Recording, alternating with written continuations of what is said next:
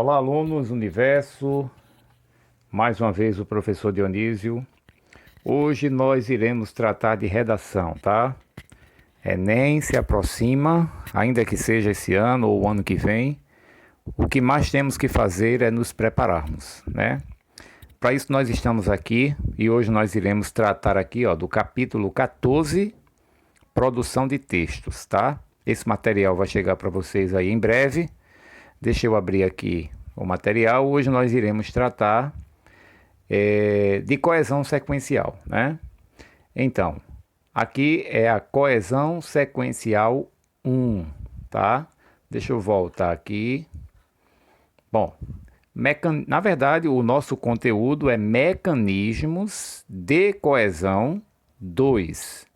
Nós já trabalhamos os mecanismos de coesão 1.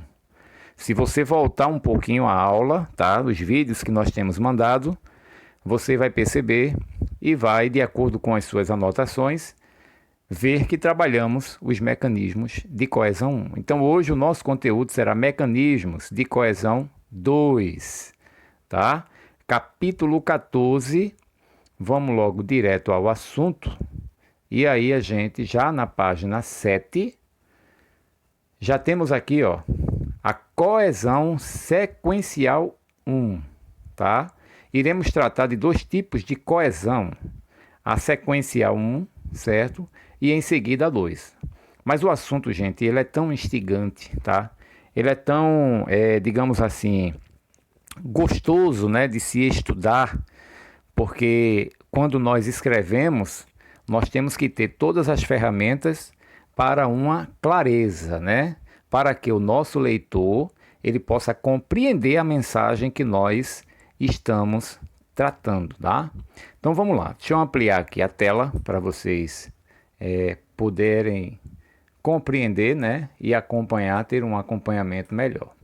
Vejam só, gente, nós estamos tratando de coesão sequencial 1, tá? Antes eu queria dizer que a coesão ela tem a ver com a estrutura do texto, quando as palavras adequadas são utilizadas para que possamos construir.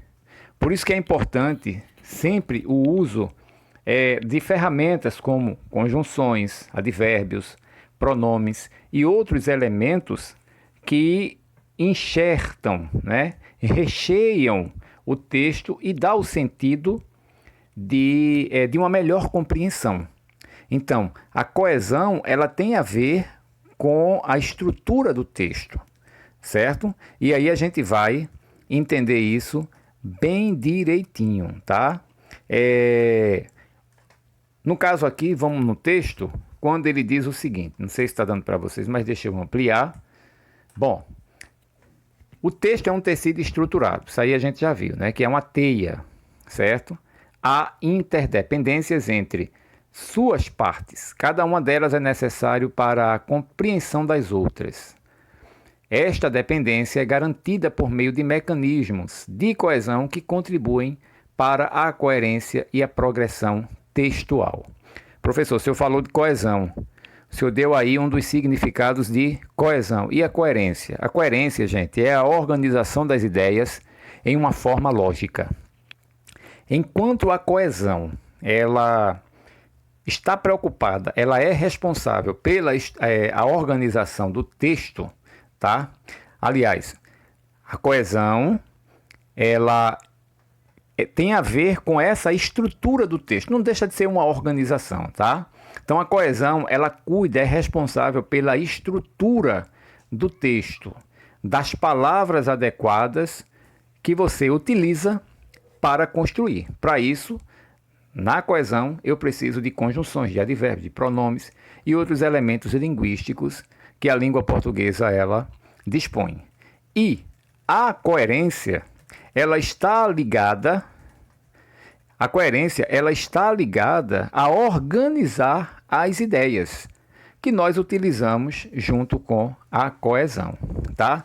Então, aqui, olha, nós temos coesão referencial, certo? E a coesão sequencial, certo? há dois procedimentos pelos quais se dá a coesão sequencial, que é a que nós iremos estudar no dia de hoje. Primeiro, sequenciação por recorrência, quando nós temos mecanismos de paráfrase, aspectos e tempos verbais, recursos fonológicos, ritmo, rima, aliteração, entre outros. Aqui a gente já percebe, tá? Um pouco das figuras de linguagens, certo? A questão das aliterações, tá? Assonâncias e outras que a gente vai ver. Paralelismo e recorrência de termos, certo? Então, dentro da sequenciação por recorrência, nós temos esses mecanismos. E aí eu tenho também a sequenciação por progressão, que ela é obtida por meio de mecanismos de mesmo campo lexical, encadeamentos, por justaposição ou por conectores. Então hoje nós iremos tratar da coesão sequencial 1, que ela é subdividida na coesão referencial e na coesão sequencial, tá? A referencial se estabelece por meio de relação entre dois ou mais elementos que constituem a superfície de um texto. E a coesão sequencial está ligada à progressão de ideias de um texto. Tal progressão é obtida com o uso de mecanismos linguísticos pelos quais se estabelece uma sequência entre os segmentos textuais, que são os enunciados, os trechos que são enunciados, parágrafos e as sequências textuais, mantendo o fio condutor do discurso. Então veja, gente, é uma teia, certo, em que temos que nos apropriar, certo, de todas essas situações para que você possa obter uma boa nota e um bom desempenho no Enem, certo? E você tem essa condição para isso. Basta focar, planejar os estudos e seguir em frente, tá certo? Então, nossa primeira observação vai ser a sequenciação por recorrência. O que é a sequenciação por recorrência? Veja, pode ocorrer com a reiteração de termos, tá?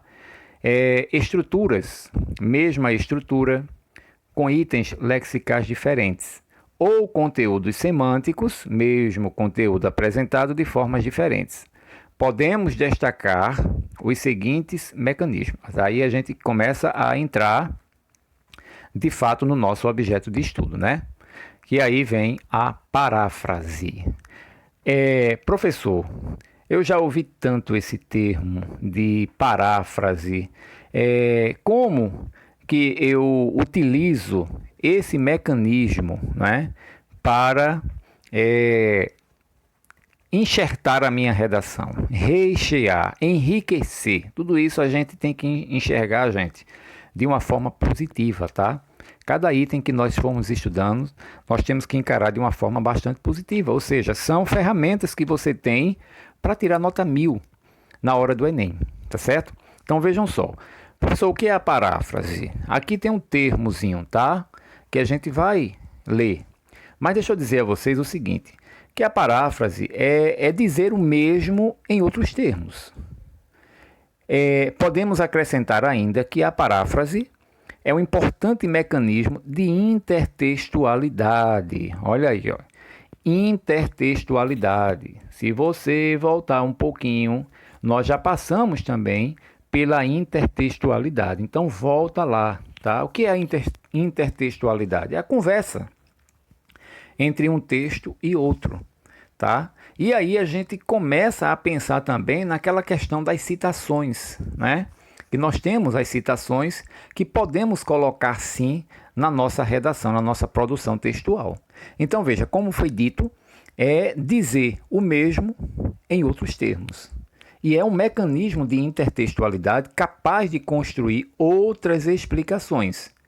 É importante lembrar, gente, que sempre depois de conectivos, como por exemplo, isto é, ou seja, sempre vem uma explicação que é exatamente uma paráfrase do que foi dito na sua produção textual. Na maioria das vezes a gente diz, né? Isto é, ou seja. Então a gente sempre não faz uma retomada, não é isso? Então, é uma explicação daquilo que foi dito na produção textual anteriormente, tá? E aí a paráfrase, gente, ela ajuda nas citações que fazemos ao longo do texto. E quando citamos algo parafraseando, nós acabamos dando um valor ao que foi citado e que poderemos dar um novo valor a uma citação que sempre ouvimos, tá? Então veja, quando você faz esta citação, tá? Quando você parafraseia, certo? Você dá um novo valor àquilo que foi citado. E aí, gente, eu trouxe um exemplo que é muito, comum dentro do universo escolar, dentro do universo acadêmico. Quando vocês, ano que vem, tá, enfrentarem uma graduação, vocês irão ouvir muito falar de uma frase do nosso grande filósofo Sócrates, que ele diz assim, ó: só sei que nada sei, tá? Só sei que nada sei. Essa linguagem, essa mensagem, ela é muito utilizada no meio escolar, no meio acadêmico, né? E aí, parafraseando, como que nós poderíamos parafrasear? Na visão socrática, a consciência da ignorância é o primeiro passo da sabedoria. Então veja, eu disse a mesma coisa, só sei que nada sei, tá? De uma forma diferente. É justamente a paráfrase. E aí, ao fazermos desta forma, a probabilidade de valorização do texto aumenta, gente, de uma forma intensa, tá? Fazendo com que suas chances de aumento de nota do Enem, elas sejam bastante, como é que eu posso dizer, essa probabilidade enorme, tá certo? Então, lembrando, a paráfrase é você dizer algo, certo, que já está dito de uma forma diferente. Mas aí vamos nos ater aqui ao que diz no texto, né? O texto que nós estamos estudando da plataforma FTD. Vamos ver aqui o que é que ele diz. Ele diz o seguinte, ó: a paráfrase tem o mesmo elemento ou teor semântico que aparece em construções sintáticas distintas, objetivando um ajustamento do sentido no texto. Toda vez que um conteúdo é parafraseado, ele pode sofrer modificações, reformulações, desenvolvimento, maior exatidão ou concisão. Entre os marcadores de reformulação de uma frase, podemos utilizar elementos como, olha aqui, ó, isto é, ou seja, quer dizer, ou melhor, melhor dizendo, em outras palavras, em síntese, em resumo, dizendo de outra forma, entre outros. Então veja, aqui a gente já tem um exemplo aqui, ó. Deixa eu subir aqui mais um pouco para vocês, tá? Deixa eu ver aqui, cadê? Acho que eu vou ter que diminuir aqui para vocês poderem. Cadê? Não, tenho que aumentar. Então vamos lá, deixa eu aumentar aqui. Bom, chegou aqui. Bom, nós iremos à casa de Irene, pois haverá uma festa. Ou melhor, uma super festa à fantasia. Então veja que foi dito a mesma coisa de uma forma diferente. Nós iremos à casa da Irene, pois haverá uma festa. Ou melhor, uma super festa à fantasia. Então veja, aqui ele diz, ó, deixa eu ver se ele sobe mais. Deixa eu aumentar mais um pouco. Bom, vejam, aqui ele diz o seguinte: nota-se que houve uma reformulação da frase com a utilização da expressão linguística ou melhor, para realizar um acréscimo ao fato anteriormente informado. Tá vendo? Então, isso, gente, é um modelo, um exemplo de paráfrase, tá? E aí, vamos continuando, tá?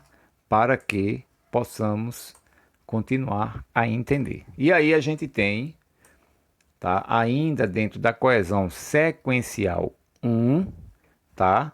Que nós estamos estudando a sequenciação por recorrência, ou seja, quando nós reiteramos, quando nós confirmamos, tá? É nesse sentido que estamos estudando. Aí, ó, a gente tem aqui, ó, o uso de tempos verbais.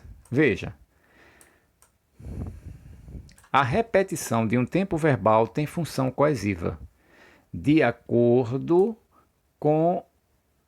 Deixa eu ver aqui, tenho que aumentar. De acordo com o tempo verbal, é possível definir a atitude comunicativa de um texto, ou seja, se trata de um comentário ou uma narrativa.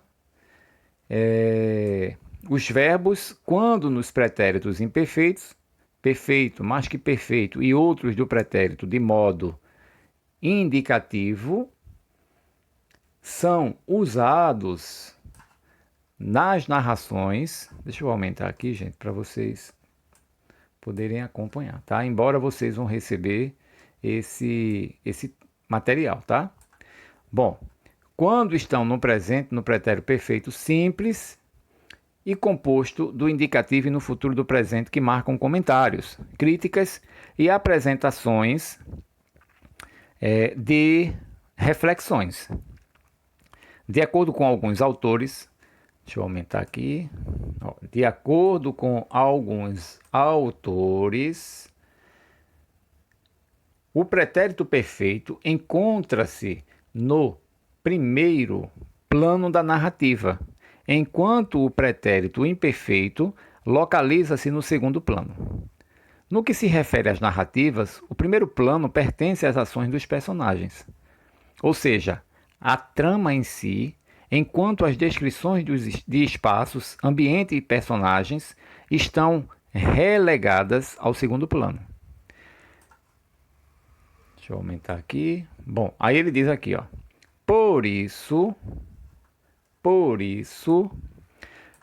quando há mudanças na sequência de tempos verbais que vinham sofrendo repetição, informamos ao leitor que ocorrerá também uma mudança que pode ser de plano, primeiro ou segundo, ou de atitude comunicativa, comentário ou narrativa. E aí a gente tem aqui o exemplo. Então vamos lá, vamos ver aqui o exemplo.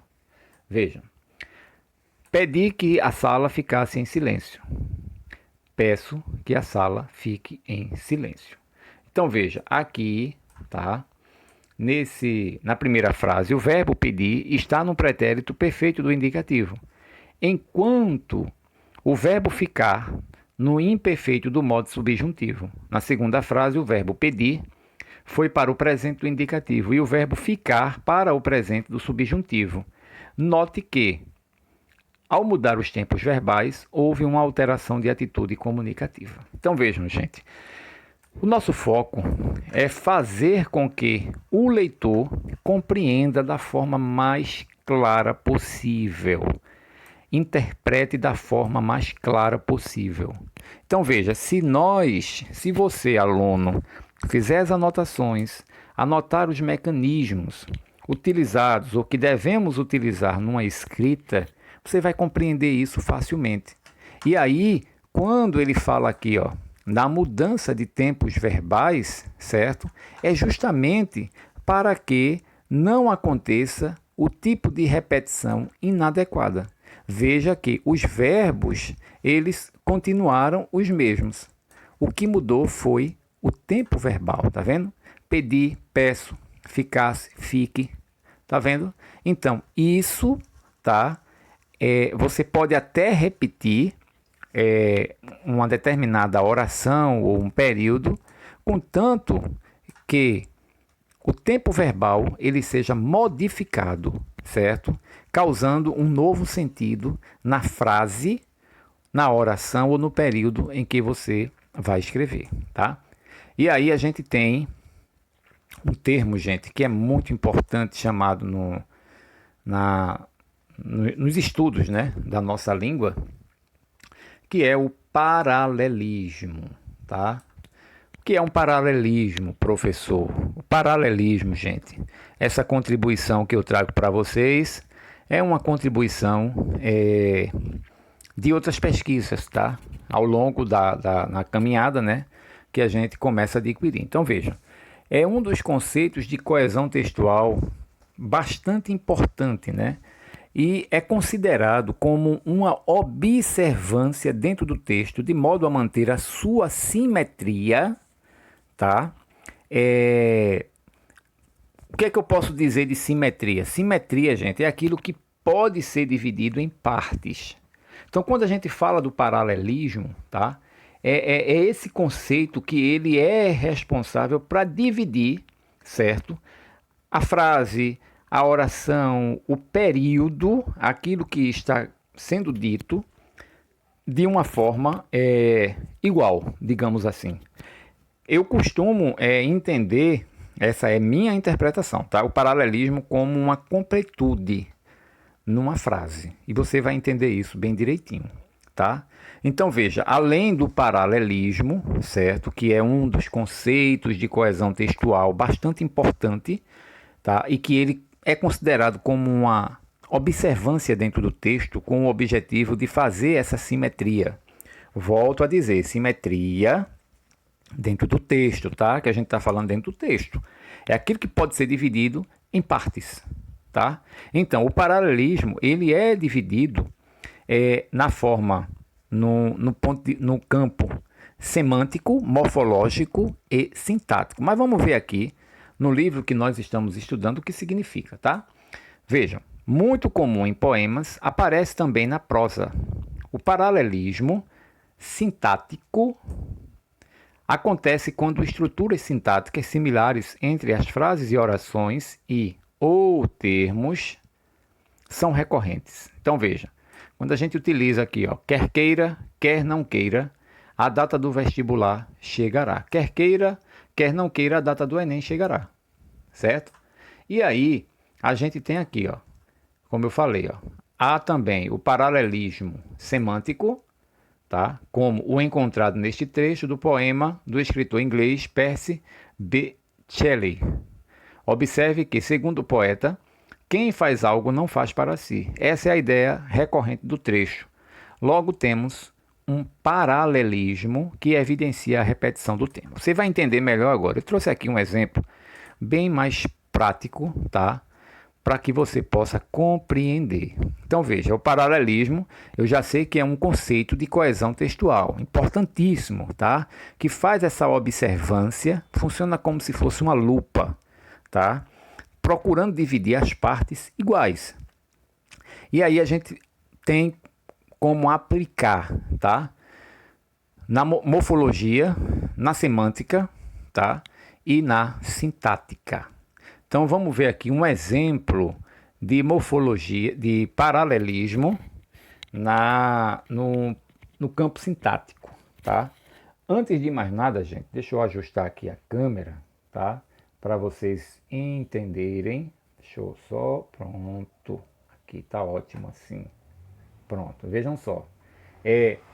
Do ponto de vista sintático. O sintático, como todos nós sabemos, o objetivo é manter a simetria sintática dentro do texto, ou seja, a análise que é sintática, ela é a parte que estuda a função e a ligação de cada elemento que forma um período. Então veja, vamos ver esse exemplo aí, vejam só. A situação dos brasileiros em relação à previdência social tornou-se insustentável. Quer eles queiram que a reforma aconteça ou não, todos sairão prejudicados. Então vejam, aqui nós temos, certo, esses termos destacados como conjunções, né, como nós sabemos, e aí essa frase aqui, aparentemente, ela tá até entende-se, né? Mas como o meu objetivo é fazer com que o meu leitor compreenda de forma clara, objetiva, não reste nenhuma dúvida, tá? Na minha redação, e isso no dia a dia, tá? Porque a gente tem que entender, gente, que os estudos da língua portuguesa, os estudos de redação, eles precisam ser o nosso cotidiano. Eu não posso simplesmente utilizar esses termos somente porque vou fazer uma prova de concurso, um vestibular, uma faculdade, não. É para o dia a dia mesmo, tá? Então vejam, aqui ele está dizendo o seguinte: quer eles queiram que a reforma aconteça ou não, todos sairão prejudicados. Mas como que nós poderíamos melhorar, professor? Deixa eu botar o meu apontador aqui. A forma adequada, né? Que a gente deve utilizar. Vejam, a situação dos brasileiros em relação à Previdência Social tornou-se insustentável. Quer eles queiram, quer eles queiram que a reforma aconteça, quer não aceitem, todos sairão prejudicados. Então vejam, gente, deixa eu tirar aqui para vocês entenderem melhor, tá? Vejam só, quando eu digo assim, quer eles queiram que a reforma aconteça, quer não aceitem, todos sairão prejudicados. Então veja que aqui essa ideia de completar, tá? De completar esse período, certo? Ele passa a existir, tá certo? Por quê? Do ponto de vista sintático, a gente está vendo aqui as conjunções, mas aí a gente acabou, certo, dando um sentido mais completo nessa oração. Então, do ponto de vista sintático, certo, a forma adequada é essa. Não seria quer eles queiram que a reforma aconteça ou não, todos sairão prejudicados. Não.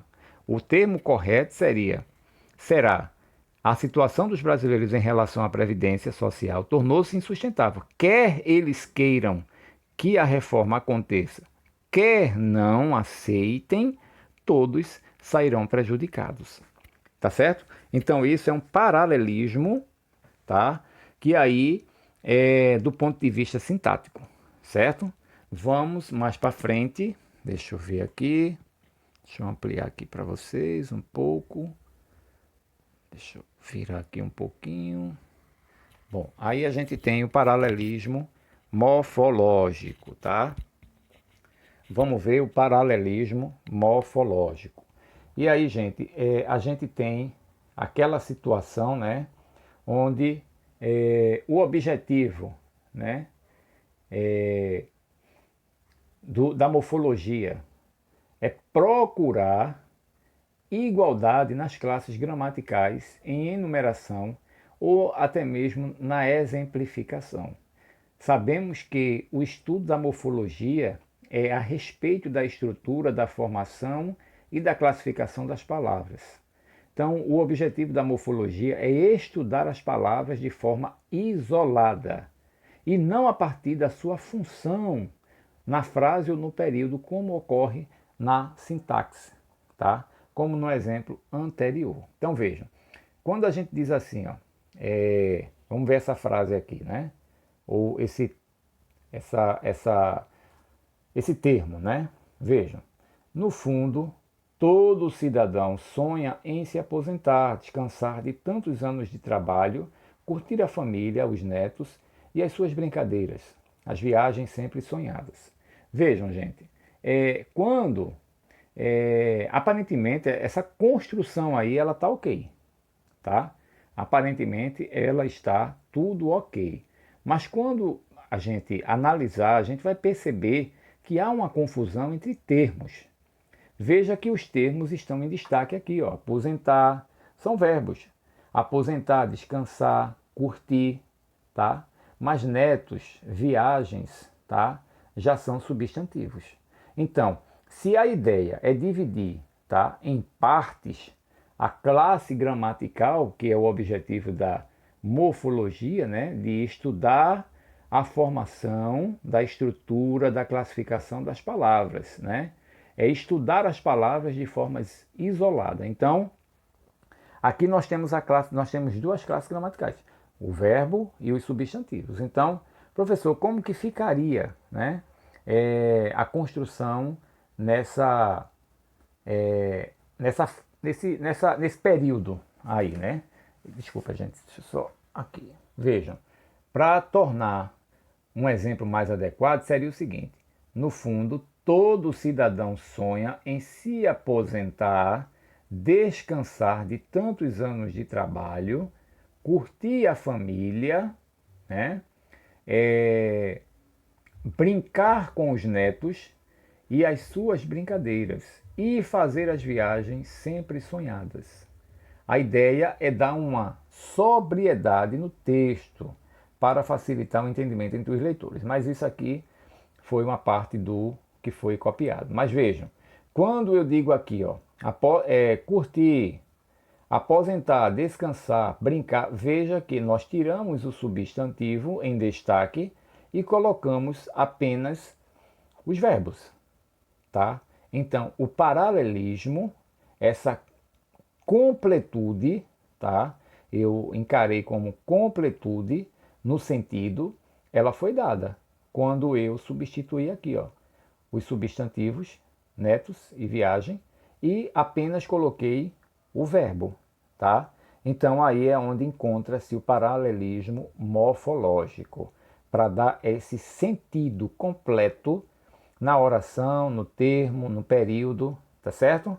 Entendido, gente? Deixa eu posicionar aqui a câmera. Deixa eu diminuir um pouco. Cadê? Bom, aí a gente tem o outro tipo de paralelismo, que é o semântico, tá?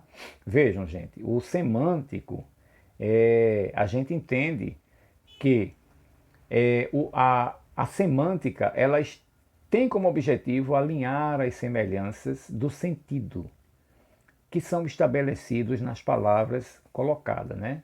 Então veja, colocadas no texto. Então veja, a semântica ela estuda o significado e a interpretação do significado de uma palavra, de um signo, ou até mesmo de uma frase ou de uma expressão, tá? Então vejam, quando nós temos aqui, ó, é preciso que os governantes entendam que uma mudança tão brusca como essa afetará a vida de milhões de brasileiros e crianças que vivem no país. Vejam, gente, preste atenção, está destacado ali, brasileiros e crianças que vivem no país. No Brasil, não vivem crianças? Só vivem adultos, não vivem crianças?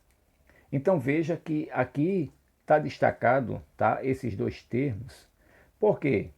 Porque para dar uma ideia de completa no sentido, como que nós poderemos, deixa eu virar aqui a câmera, gente, vai ficar um pouco trêmula, porque eu estou tirando do pedestal, do tripé, mas veja, para você, veja, gente, veja o modo, vai ficar um pouco trêmula, porque eu estou tirando um pouquinho do tripé, tá? Mas veja, é preciso que os governantes entendam que uma mudança tão brusca como essa afetará a vida de milhões de brasileiros, quer sejam adultos, quer sejam crianças que vivem no país. Então veja que aí o paralelismo semântico ocorreu quando nós substituímos ou acrescentamos, quer sejam adultos, quer sejam crianças. Tá? Então aí é quando nós, do ponto de vista semântico, aplicamos o paralelismo. Tá certo, gente? Compreendido? Então vamos nós voltar. Deixa eu voltar lá. Bom, e aí, ó, tem os exemplos aqui, né, que você vai receber aí esse material, tá? O poema que o livro traz como exemplo, tá? Vamos aqui para a página 8. Bom, aí a gente tem aqui na continuidade, deixa eu voltar aqui, gente, que vamos lá, vejam, quando a gente diz assim, são também exemplos de paralelismo, ora, ora, quer, quer, seja, seja, por um lado, por outro, tanto, tá? Então, tudo isso aí são exemplos de paralelismo que a gente utiliza, tá? Normalmente o paralelismo sintático traz consigo ritmo e cadência iguais. A similicadência muito comum em poemas, mas presente com maior frequência na prosa, principalmente com a finalidade retórica ou persuasiva, tá? Quando a gente quer persuadir, quando a gente quer envolver alguém. E aí a gente tem a recorrência por termos ou repetição. Quando bem utilizada, a repetição de termos é um excelente recurso retórico, estilístico, pois produz um efeito argumentativo e de estilo. Por exemplo, mudam-se os tempos, mudam-se as vontades, muda-se o ser, muda-se a confiança. Todo mundo é composto de mudança. Então vejam que aqui o paralelismo, certo? Aliás, a recorrência, né, do termo ou da repetição, ela ocorreu, do verbo mudar, certo? Mas veja que esse recurso, né, ele tem um efeito tanto de estilo quanto de argumento, tá? E aí, quando você aplica, certo, esta recorrência de termos ou de repetição, sabendo de uma forma adequada a utilizar, seu texto, gente, ele fica valoroso, tá? Isso aqui é uma parte, né, do soneto de Camões, Luís de Camões, tá? Que a editora ela traz para que a gente possa fazer esse modelo com vocês. E aí, vamos ver aqui, ó. Nota-se que no soneto de Luís de Camões, que as repetições em destaques realçam o estilo do autor e o fator da mudança retórica. Esse recurso pode também ser chamado de anáfora, tá? E aí a gente começa a entrar nos recursos fonológicos, tá? Que recursos fonológicos são esses, professor? Recursos como entoação, metro, rima e ritmo, que são considerados fatores suprassegmentais, e aliteração e assonância, fatores segmentais que também podem ser usados para obter a coesão do texto. Vamos ver o que é os fatores suprassegmentais, tá? Bom, vamos ver o que são os fatores suprassegmentais de entoação. Vejam, embora não seja exclusividade da língua falada, está mais presente nela. A sua função no texto é distintiva, a melodia do texto é diferente do que ocorre na frase. E demarcativa, ou seja, as delimitações de um texto. A entoação é descendente no final de uma sequência e ascendente quando está no começo de outra. Vamos ver aqui o exemplo, tá?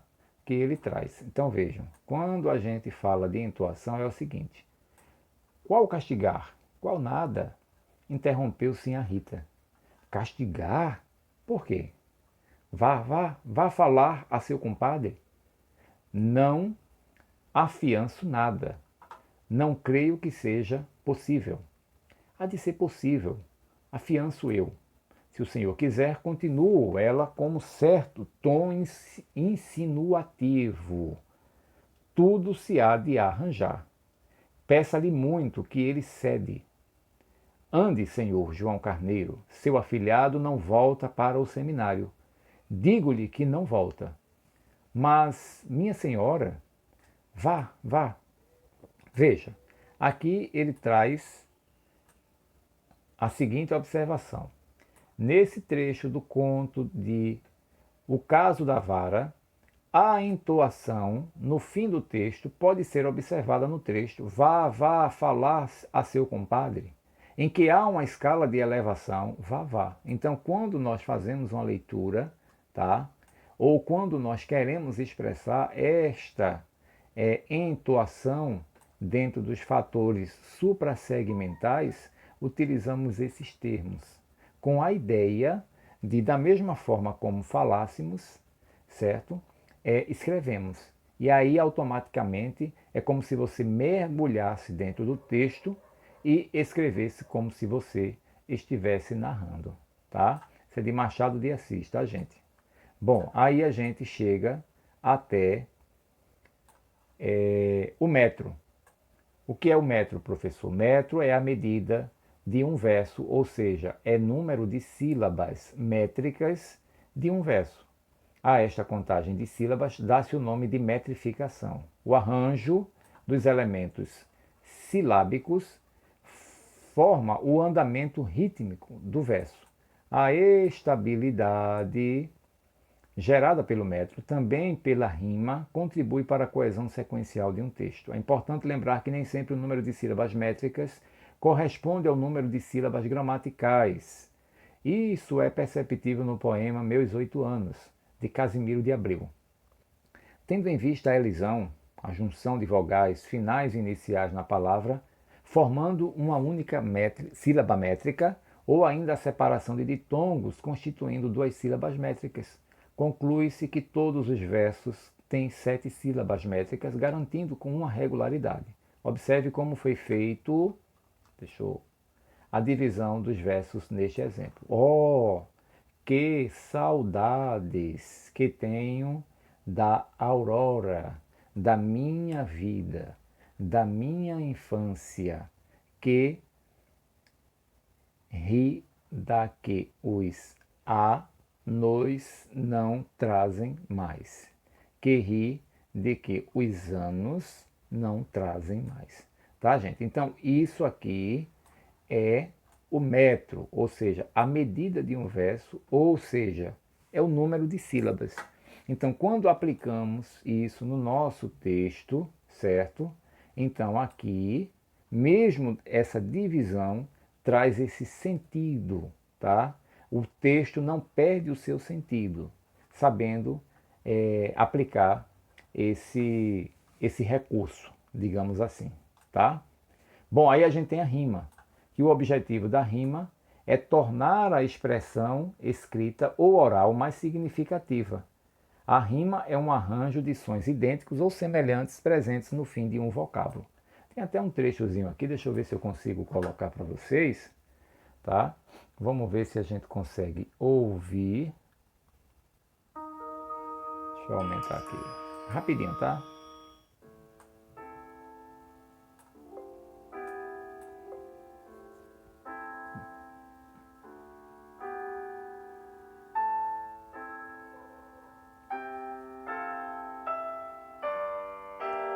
Acaso são estes os sítios formosos, aonde passava os anos gostosos? São estes os prados, aonde brincava, enquanto pastava o manso rebanho que ao seu me deixou? São estes os sítios? São estes, mas eu o mesmo não sou.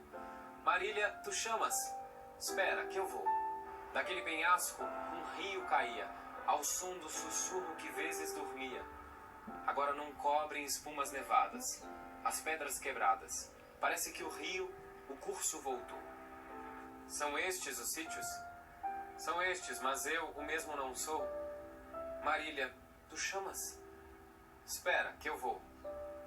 Meus versos alegre aqui repetia.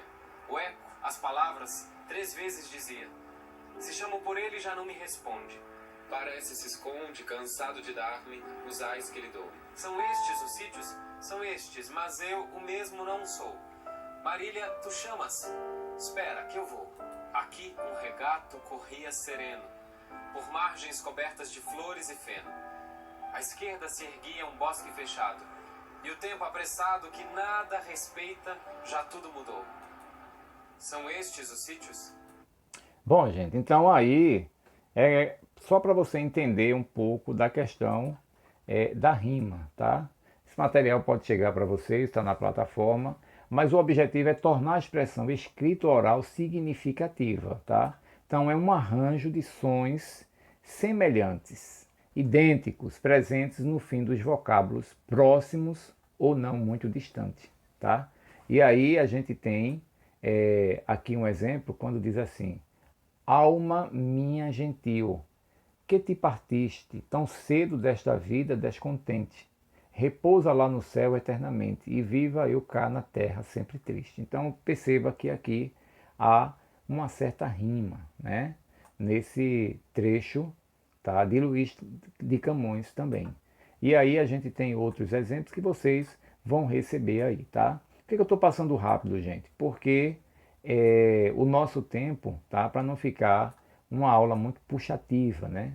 Para vocês. Mas as dúvidas vocês podem mandar para que a gente possa sanar, tá? E aí a gente, na medida em que voltarmos, faremos sim uma breve revisão, né, de tudo que nós vivenciamos. Mas isso não significa que relaxemos, tá? Bom, por fim a gente tem aqui, ó, o ritmo, tá?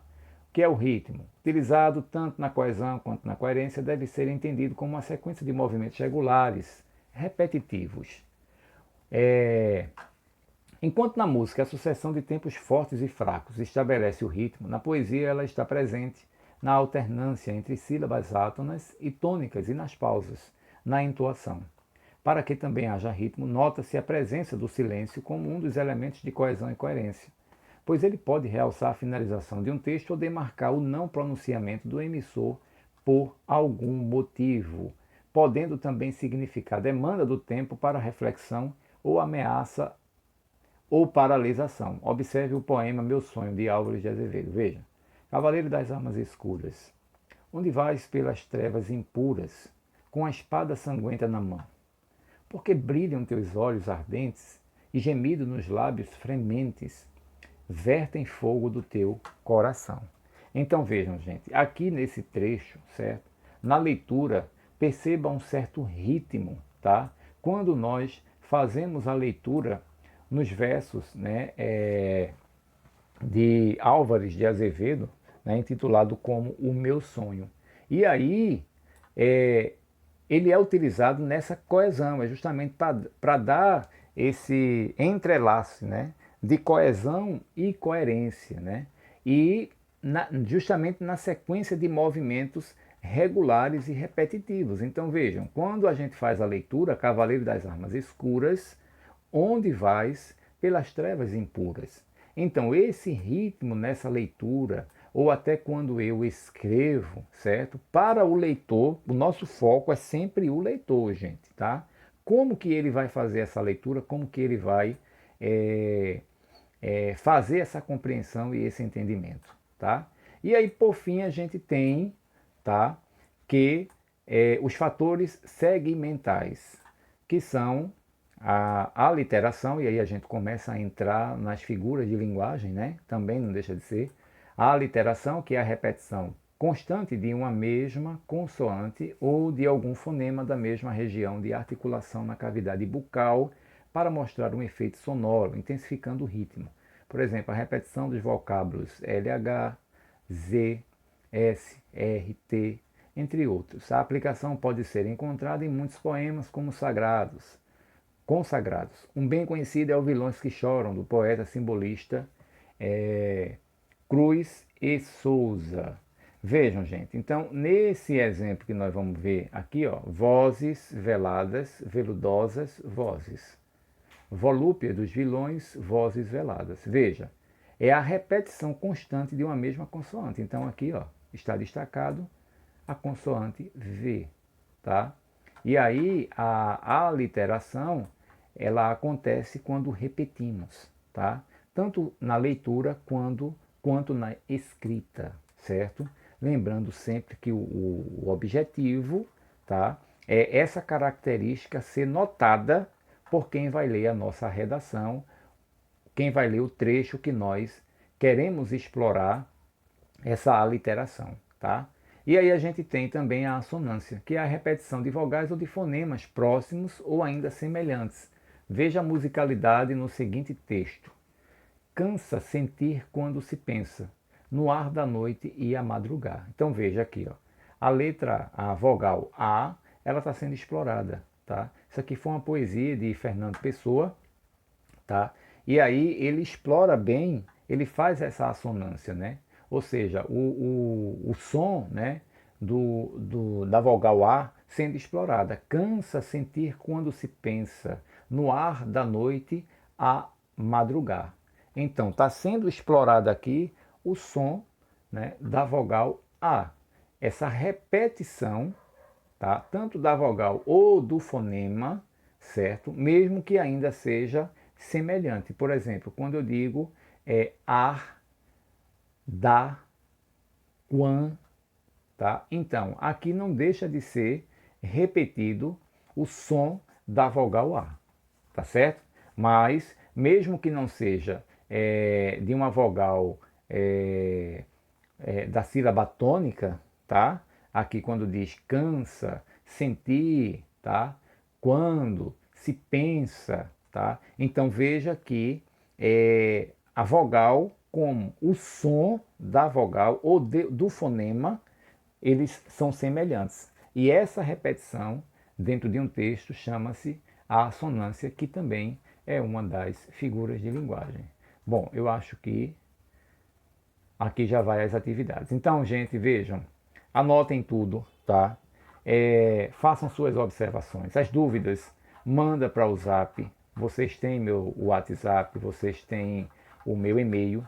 tá? E aí, quaisquer dúvidas, manda para cá. Mas o objetivo, gente, nós estamos nos preparando com todos os mecanismos para que você possa obter uma nota excelente no Enem, tá? Então hoje nós estudamos coesão sequencial 1, tá? Com sequenciação por recorrência. E aí nós estudamos a paráfrase, o tempo verbal, tudo isso na aplicação de um texto, no texto, tá? A repetição de tempos verbais, o paralelismo, certo? E aí a gente continuou ainda com a recorrência por termos ou repetição, fomos aos recursos fonológicos e dentro desses nós temos os fatores suprassegmentais e os fatores segmentais, tá? E aí vimos a rima, o metro, certo? E aí passamos também por ritmo e aí chegamos até os fatores segmentais, que são as figuras de linguagem, né? A aliteração e a assonância. Gente, estuda, guarda tudo, tá? Dentro de si, compreende, internaliza e vamos em frente, que vem mais coisas por aí, tá? Deus abençoe, até mais.